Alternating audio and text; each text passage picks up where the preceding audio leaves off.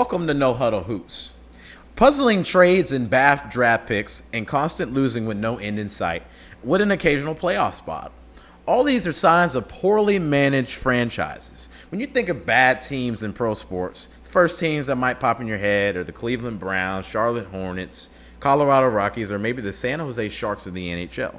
And on June 6th of last year, YouTuber Brailer made a video called Searching for the Worst American Sports Team. In this video, he used a criterion of championships, win-loss record, and team history to decide on the worst. In this video, he determined the Arizona Cardinals were the worst American sports team. However, we believe there's a difference between a bad sports team and a poorly managed franchise. While the Cardinals' history might suggest that they are the worst team, I would suggest there are much worse franchises in the sports world. Today, me, Lake, and our special guest, Cullen, will look to solve the mystery of the worst franchise in American sports. Coming up first, we're going to go with the National Basketball Association, the NBA. As far as poorly managed NBA teams go, I have picked 3 franchises to examine based on success in draft picks, front office move, consecutive losing seasons, all-time win-loss record, and team age to find out which NBA team is the worst franchise in its history. Let's begin with the New Orleans Pelicans, who I believe are not the worst NBA franchise due to team age, as they are the most recent addition to the NBA, with their inaugural year being the 2002 to 2003 NBA season. The Pelicans out of these 3 deserve to be here, as they are a 23-year-old franchise with no conference finals appearances to show. They only have 2 all-time great players in Chris Paul and Anthony Davis, ever having played there, along with just 15 total all-star selections for the team, being the 3rd least in NBA history and only 2 playoff series wins, with an all-time team record of 860 wins to 1,029 losses. Furthermore, the Pelicans draft classes have been shockingly bad, with just 7 out of 19 draft picks ever averaging 10-plus points in their respective careers, and only 4 ever averaging 20-plus in franchise history. Finally, the Pelicans have made many questionable trades, such as the Anthony Davis trade in 2019, in which in just 5 years' time, the New Orleans Pelicans traded the players, lost the players in free agency, or the players were waived. Meaning they essentially traded Anthony Davis to the Los Angeles Lakers for nothing but some picks, who did turn out to be some bright players, but let's be honest, they're not Anthony Davis. Or how about this trade, when they traded Drew Holiday for Eric Bledsoe and a pick that turned into Yves Missi, who is currently the backup center for the Pelicans, as well as a 2026 pick that they traded to the Atlanta Hawks in the draft, as Joe Dumars believed they were a win-now team, so he traded the 2026 pick from Milwaukee for Derek Queen's draft rights. And I'll admit, Derek Queen is looking like the Rookie of the Year right now, next to Cooper Flagg and Colin Knuppel, but once again, that draft pick that Joe Dumars traded could have been so much better. It was, seeing as it was the Pelicans draft pick, it could have been top 5 if he just gave it away to the Hawks for Derek Queen. It could pan out, it could not, but it was just a stupid trade on the Pelicans' part. Or how about this other time when they signed and traded Lonzo Ball, who became a great defender in his role with the Bulls, who now plays on the Cavaliers. The Pelicans traded him for Tomas Satoransky and Garrett Temple, and a second-round pick. The Pelicans also traded away Josh Hart for C.J. McCollum, as Hart has become an amazing impact player with the Knicks, helping them reach deep success in the playoffs, the Eastern Conference Finals, and he's been an integral player to that Knicks squad that we're seeing this year dominate in and out. Finally, the Pelicans traded in one of their most egregious trades, Dyson Daniels and Larry Nance Jr. for DeJounte Murray. DeJounte Murray would tear his Achilles last season and is still out to this day, as Dyson Daniels went on to win Most Improved Player and was a candidate for Defensive Player of the Year. Overall, the Pelicans have been an extremely poorly run franchise. They share the same owner as the New Orleans Saints, who have also had some woes, but nothing near this bad. But due to this franchise holding somewhat of a steady regular season record, and the fact the Pelicans are not 25 years old yet, I'm going to keep them out of the running for the worst NBA franchise. Next up, the Charlotte Hornets. The Hornets' inaugural season was the 88-89 season, in which they started their tenure with 4 straight losing seasons, in which I'm going to give them the benefit of the doubt, as they had just joined the NBA as an expansion team. However, following the start, the Hornets made the playoffs just 5 times in their inaugural season to the 1999-2000 season, and in just 5 times in the next 25 years. It's not looking great this season either, as they have just had 1 winning season in the last 10 years, with the most recent playoff appearance being in 2016. This, however, is largely due to the Hornets' extremely poor ownership and front office. The Hornets' first owner, George Shinn, came to power in 1987 to 2002 when he relocated the franchise to New Orleans, in which today are the New Orleans Pelicans. In his tenure, Shinn and his general managers traded away future MVP, NBA champion, and top 10 player of all time, Kobe Bean Bryant, as well as trading away Larry Johnson, breaking up a dynamic duo between Larry Johnson and Alonzo Mourning, who took this team into the playoffs in 2 out of 3 seasons together. After the relocation, Robert L. Johnson took over the Charlotte Hornets and sold the team to Michael Jordan in 2010. His time with the Hornets is largely very infamous and is considered the reason the Hornets are considered the worst franchise in sports, as Jordan traded away MVP, All-Star, Finals MVP, and NBA champion Shai Gilgeous-Alexander for Miles Bridges, who since then has gotten into more legal trouble and focusing on a rap career than he actually has been playing basketball. And multiple baby mamas. That's what I'm saying.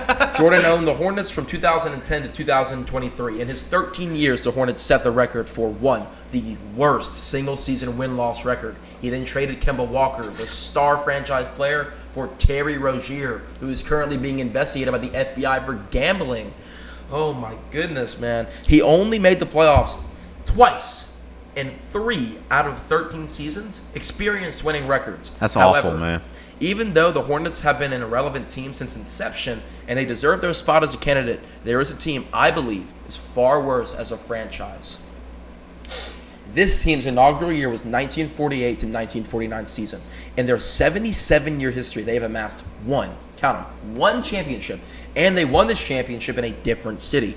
This team holds the record for longest playoff drought, most losses in NBA history, and an NBA record 16 consecutive losing seasons, ending in 2022.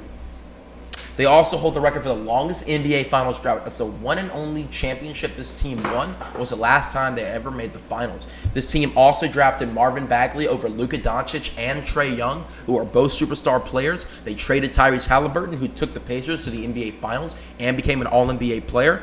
Out of 77 draft classes, this team drafted 31 players who went on to be All-Stars. Woo. However, many of them became All-Stars after leaving this team, meaning they can make smart picks, but the front office cannot hold on to them.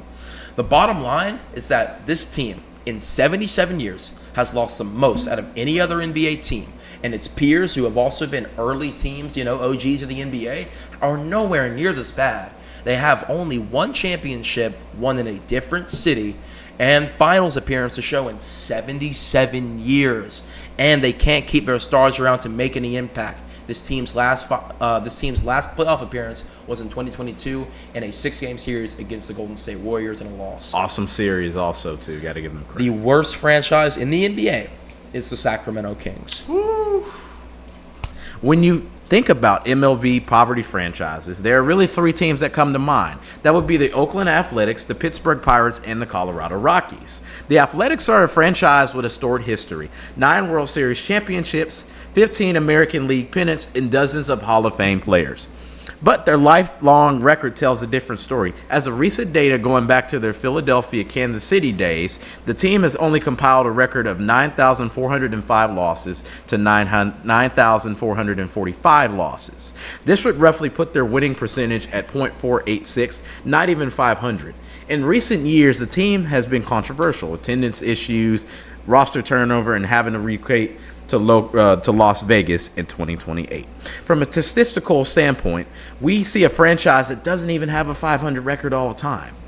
This would alone make them a candidate for worst ever, but we still have teams that could fit into the criteria.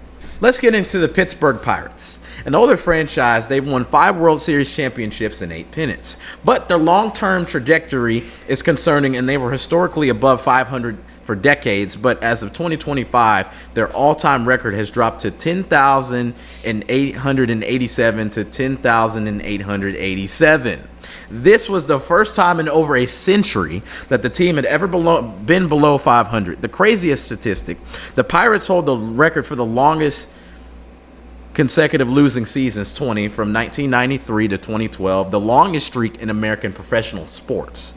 That level of constant failure, 2 decades and more, holds them into the conversation. The Colorado Rockies are younger than the Pirates and the A's, established in 1993, have been historically awful. Since 2021, they hold the worst record in baseball, 305 to 104 to 504, a 3.77 win percentage. In 2025, they had a 43 to 119 record, the worst single season performance by a National League team in the divisional era.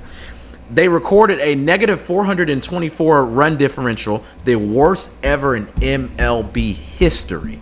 While their all-time record since 1993 is still decades behind the Pirates or the A's, their recent collapse is arguably the worst franchise in modern history. I believe the worst MLB franchise of all time has to be the Pittsburgh Pirates. Here's why. They were once a strong franchise, yet allowed themselves to descend into institutional dysfunction for decades, 20 years of losing seasons, and now dropping to a lifetime mark of 500 after 122 years. You said they've been losing for 20 straight years? They were at one point. Wow. Yeah, from 1993 to 2012. Like losing seasons, right? Losing seasons. Genuine. Oh my God. Consecutively. Under 500. Yeah, under 500. Jeez. First, I really just want to say a big thank you to Lake and Devin for having me on today. Yeah, anytime. Very thankful I get to be part of this great show. Anyways, let's get started going into these teams that have been consistently the bottom feeders of the NFL. Yeah. The Cleveland Browns franchise was founded in 1944 by Brown and businessman Arthur B. McBride as a charter member of the All-America Football Conference. They began play in 46, and the Browns dominated the AAFC and compiled a 47-4-3 record in this league's 4 seasons and winning its championship in each year. However, since the AAFC collapsed into the NFL/Super Bowl era, today, not only have they not won a Super Bowl, they have also had some of the worst records in the NFL history ever. With a 432 to 526 to 9 record, which ranks 8th in the NFL. Yes, 8th. There's more teams that's actually worse than that. Man. Fast forward to 1999, they've only had 4 winning seasons. 4 winning Yes. seasons? Those 4 winning seasons would be 2002, 2007, 2020, and 2023, with one single playoff win with Baker Mayfield at the helm, who they would actually eventually trade. The Browns would eventually have their infamous paper bag season with the 2017 0-16 Browns, which tied the 2008 Lions in worst single season record, which honestly, the only reason why the Lions aren't on here is because they've had recent success since like the 2020s and Yeah, forward. obviously. Yeah, like Matthew Stafford, Calvin Matthew Johnson. Stafford, Jared Goff, those guys have been doing wonders for that team. Absolutely. Anyways, the Browns host a 5-10 all-time record, which is bad, but you know who else has a worse all-time franchise? The New York Jets. I believe that. I I believe can see that. that, yeah. They have a .435 record, and yes, that is my worst pick for the worst NFL team franchise. The New York Jets are an absolute dumpster fire of an organization, and I see why nobody takes them seriously anymore because, honestly, dude, they inherit old quarterbacks, young quarterbacks, good quarterbacks, and they all turn out to be mid to even bad. Look what they did with Sam Darnold. He wasn't even able to develop Darnold, the Aaron Rodgers. He even when he came back from his Achilles tear, he was terrible. Yeah. Man, honestly, if I was quarterback, I would just hate to go to the Browns, but even worse, the New York Jets. That is a quarterback curse. You never want to go there. Yeah, your career is there to die, pretty much. And honestly, as long as I've been alive, they've been absolutely terrible, and they've only made the playoffs once in my entire lifetime, which includes actually both of us. Yeah, All it of actually us. does, bro. 2010. But even before that, they've honestly been terrible. You can honestly blame this on the owner, Woody Johnson. He's always hired mid-coaches, and most importantly, he always intervenes in team affairs and he has horrible opinions, and because he is the owner, the team has to listen to him and they don't have a say in it. No, the Jets aren't cursed. They are just genuinely a bad team with a terrible structure. Here's the facts. They have one playoff appearance since 2010, and even still, they didn't win a playoff game within that 1 year. They have no division titles over the last 2 decades. And finally, they have one single Super Bowl, which happened 56 years ago. Oh, my God, My man. grandma would have been 4 years old at this time. That is how terrible they have been. They have one of the worst all-time percentages with once again, .435. They have had 10-plus head coaches since 2000, 0 coaches lasting over 6 seasons. It seems like every year is a rebuild that never seems and probably never will end, as Woody Johnson is still the owner in New York. Mm-hmm. The Jets are the worst franchise in the NFL. I also want to add something real quick. The Jets get so many primetime games based on the market that they are in. But if they were in a smaller market, they would be considered one of the worst teams to ever watch in the NFL. So that's all I have to say. They would get relegated. Yeah, they would get. I'm just being honest. This team would not last if they were in a small Not market. at all. Yeah, no, honestly, they've never really had a great offense. They've never had a great defense. They just have no redeeming qualities. Their best defensive player in the last 5 years was Sauce Gardner. And Quentin Williams, and they traded them away. Yeah, And if you remember, they did not trade for Jerry Jeudy because the owner's son said his Madden rating was too low. Yeah, that's just degenerate behavior by Woody Johnson. Yeah, Woody Johnson, man. He's genuinely one of the worst owners in the NFL, if not the worst owner, because he does own the worst team in the NFL. He might be there with Jerry Jones, but obviously the Cowboys have won more. Well, yeah, obviously. Jerry Jones had success, way more success than Woody Johnson. I think it's been his ego more than anything has led to the Cowboys' collapse in the last few seasons. This isn't very difficult or up to debate. 2 years ago, this team's rights were cut to having an NHL team. It's the Arizona Coyotes. You could argue the Blue Jackets. It's not really close for me. This Arizona franchise has practically written the book on dysfunction, from endless ownership drama to relocation threats to playing in an arena smaller than some college rinks. The Coyotes have been a case study in how not to run an NHL organization. For decades, they've struggled to build a stable roster, attract fans, or even stay financially afloat. It's not the fans in Arizona that don't care. It's the team. It's never been given any structure, leadership, or stability to succeed. This mismanagement, it runs really deep. The Coyotes have gone through more ownership changes than the Browns have quarterbacks. Oh my With the league goodness, itself man. having to take control at one point just to keep them alive. They've botched draft picks, failed to develop young talent, and constantly traded away potential stars if they could blossom. Even when they've shown flashes in their one and only divisional championship in 2012, it always feels like they take 2 steps forwards and then just fall right back into chaos. And that's ultimately why they got cut as an organization. Hold on 1 second. I don't mean to interrupt you. You just said they've had more, what was it, than Browns quarterbacks? Ownership changes.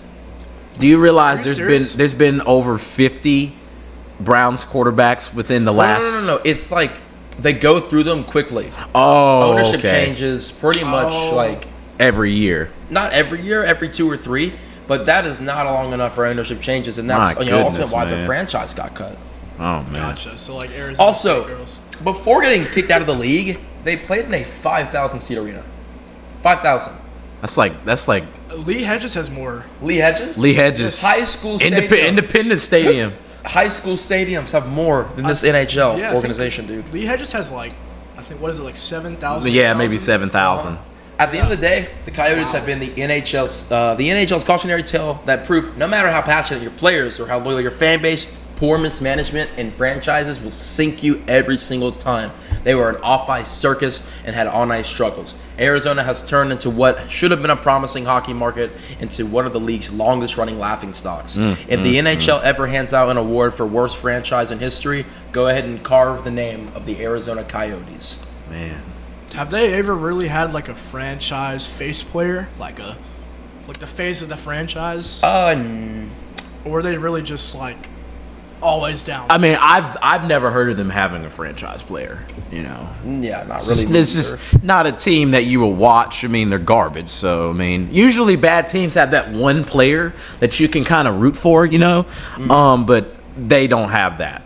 I don't think they've ever really had I mean, that. Shane Doan had 1,500 points and 972 assists, Yeah, but it's not bad actually. not awful. But then again, he did this most stuff on other teams, as he played an entire career with the Jets and yeah. Coyotes. He did most of the stuff with the Jets. I see. Yeah, Shane Doan is widely considered the greatest Arizona Coyote ever. Wow, that's crazy. He did this all on pretty much all other teams except for the Coyotes. Man. That's like That's Aaron just Rodgers. That's like Aaron Rodgers this year on the Steelers and the Packers, kind of. And then the Jets. After getting through each and every 4 teams, let's go ahead and recap. Devin, you said the Pittsburgh Pirates were the worst MLB franchise Absolutely. in baseball. No You doubt said about the it. Cleveland Browns. No, the New York Jets. Yep. Were the worst franchise in NFL history. I went with the Sacramento Kings as worst in the NBA, and the Arizona Coyotes rounded off as the worst NHL franchise of all time. So, let's get to a discussion of which one is the worst out of the 4. Well, if you're thinking about ownership more than anything, I think it would have to be the New York Jets. They've had very good players over the years, a lack of playoff success. They haven't went to the playoffs since they went in 2009 with Mark Sanchez and crew. I mean, it's been 16, 17 years since they went. But they've had some success, but not a lot. They had a winning season in 2015 with Ryan Fitzpatrick. I would say the Jets are the worst NFL franchise, but I feel like it would have to be the Sacramento Kings more than anything. Interesting. I think I'm going to lean towards the Arizona Coyotes here because if we really look at the facts, like, for example, the Jets, they've had notable players like, Mark Sanchez, let's see. Darrell Revis. Yeah, like Sauce Gardner, Joe Namath, and Curtis Martin. Yeah. Curtis Martin was a hell of a running back.